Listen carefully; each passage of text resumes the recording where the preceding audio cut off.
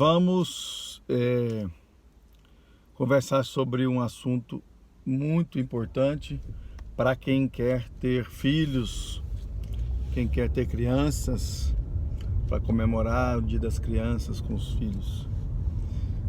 Vamos falar sobre infertilidade.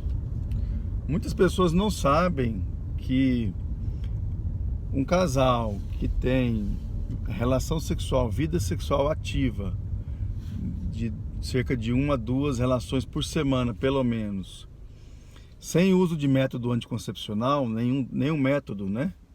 Comprimidos, injeções, camisinha, enfim, tabela, né? Depois de 1 ano, um casal que tem vida sexual ativa, sem proteção, se esse casal não conseguir engravidar após 12 meses, isso já é considerado infertilidade. É importante ressaltar isso porque a maioria das pessoas não tem esse entendimento. E às vezes a gente encontra casais ou recebe casais no consultório que já estão tentando engravidar há anos, 3, 4, 5 anos, sem saber que ali pode ter um problema. Então, se você tem vida sexual ativa, sem uso de método contraceptivo nenhum, e não consegue engravidar depois de 1 ano, você deve procurar a ajuda do médico ginecologista, de preferência um especialista em reprodução humana, para que seja feita uma avaliação sua, do casal, para tentar se identificar a causa da infertilidade. Por que isso é importante? Porque o casal que fica tentando muitos anos e fica deixando o tempo passar, pode ter comprometido o seu futuro reprodutivo. Nós sabemos que com a idade, especialmente a questão da mulher, dos óvulos, com a idade, a quantidade de óvulos, de folículos, né, nos ovários, consequentemente de óvulos, ela diminui e a qualidade desses óvulos piora. Por isso que é muito mais difícil uma mulher, por volta dos seus 40 anos ou mais, conseguir uma gravidez e consequentemente, é muito mais fácil que ela tenha um aborto natural. Por quê? Porque a qualidade do óvulo, ela já é uma qualidade pior, né?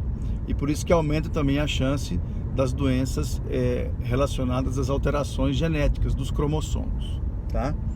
Então é importante esse alerta. Mas se a mulher tem 35 anos ou mais, esse tempo de 12 meses é reduzido para 6 meses. Então vamos lá, se você tem 35 anos ou mais e está tendo vida sexual ativa sem método contraceptivo, em 6 meses não engravidou, você deve procurar ajuda.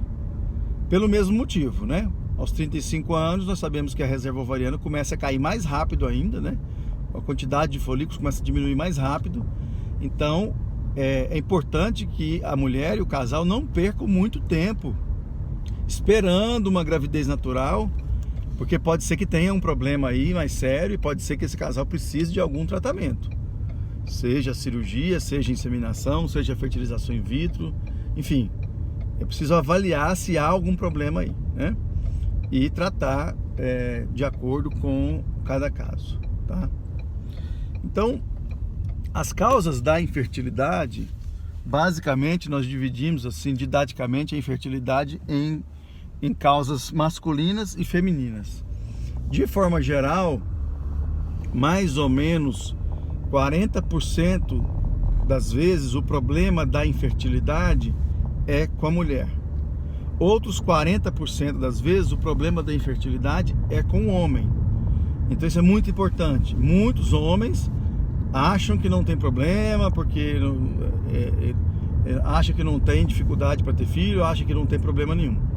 Mas é importante saber que 40% das vezes, mais ou menos 40%, o problema está no homem, tá? Outra coisa, mais ou menos 20% dos casos de infertilidade conjugal, os dois podem ter problema, o homem e a mulher, né? Então, às vezes você investiga um dos parceiros, encontra uma doença, por exemplo, você encontra uma mulher com endometriose, né? Mas você não pode descartar que o homem também venha a ter algum problema, né? Então, é importante avaliar os dois. A gente não pode descartar que o outro não tenha problema porque nós encontramos alguma alteração em um dos casais. Recentemente atendi um casal em que nós fizemos uma cirurgia de endometriose por um paciente que tinha muita dor, e depois eles iriam começar a tentar engravidar após a cirurgia, por um desejo deles, e fomos investigar o parceiro e ele tinha pouquíssimo espermatozoide. Então não havia chance de gravidez natural, e nós acabamos depois fazendo uma fertilização in vitro, tá? Bom, dentro das causas femininas de infertilidade, as mais frequentes, as mais comuns, são as alterações de ovulação. Então a síndrome de ovário policístico, né, conhecida como SOP, que é uma síndrome em que a mulher não tem ovulação, e tem outros sintomas associados, como excesso de hormônio masculino, atraso menstrual, alteração da menstruação, excesso de pelos, excesso de acne, oleosidade na pele, mudança da voz, enfim, são sinais de síndrome de ovário policístico. Outro aspecto é a diminuição da reserva ovariana e a falência ovariana, né? O ovário entra em processo de falência, que seria a menopausa. 1% das mulheres tem menopausa precoce, antes dos 40 anos. Então é importante isso também como fator de infertilidade. O outro fator muito comum é a endometriose. Nós sabemos que a endometriose afeta em torno de 10% das mulheres no período reprodutivo, né? Entre ali os 15 e os 50 anos. Entretanto, quando nós falamos de casais, de mulheres que têm infertilidade, a prevalência, a chance dela ter endometriose chega a 50%, 60%. Então é muito importante investigar a endometriose em toda mulher que tem infertilidade, tá? Outras alterações são as infecções de trompas. As trompas podem estar obstruídas por algum passado de infecção pélvica, a gente chama de doença inflamatória pélvica. Histórico de cirurgias na pelve, especialmente cirurgias com infecção. Então uma apendicite supurada com infecção generalizada no abdômen, isso pode levar também a alteração nas trompas e inclusive obstrução das trompas. Então esses são os principais fatores. Além disso, existem outras causas uterinas. Então alguns tipos de malformação uterina podem contribuir para a infertilidade feminina. E também causas imunológicas, né? Alterações imunológicas que fazem com que a mulher tenha alguma dificuldade para engravidar. Fora isso, existem coisas mais raras, como as trombofilias, doenças genéticas ligadas ao próprio embrião, à própria formação do embrião, que pode apresentar alteração cromossômica por causa do óvulo ou por causa do espermatozoide, com mais frequência por causa do óvulo. Então é importante investigar se a mulher está ovulando, e a gente faz isso avaliando o ciclo menstrual. Se a mulher tem ciclo menstrual regular, é porque ela está ovulando. Mas nós podemos dosar hormônio, a progesterona, na segunda fase do ciclo, e podemos fazer ultrassonografia para acompanhar o ciclo, para ver se tem ovulação.